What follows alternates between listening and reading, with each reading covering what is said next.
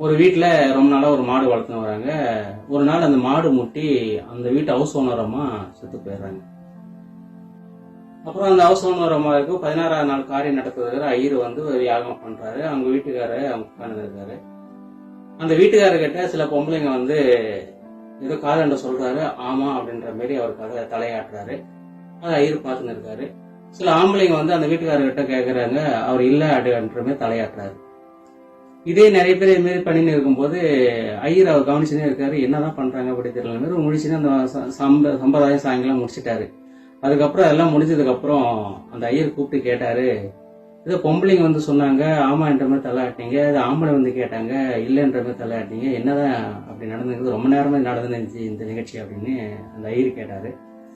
அதுக்கு அந்த ஆள் சொன்னாரு, அந்த பொம்பளைங்கெல்லாம் வந்து உங்க வீட்டுக்காரம்மா ரொம்ப நல்லவங்க, எதை கேட்டாலும் பாசமா எடுத்து தருவாங்க, மூஞ்சி கட்டாம தருவாங்க, இந்த வயசுல அவங்க செத்துருக்க அப்படின்ற மாதிரி பொம்பளைங்கெல்லாம் பேசுனாங்க. அதுக்கு நான் ஆமான்னு தலையாட்டினேன்.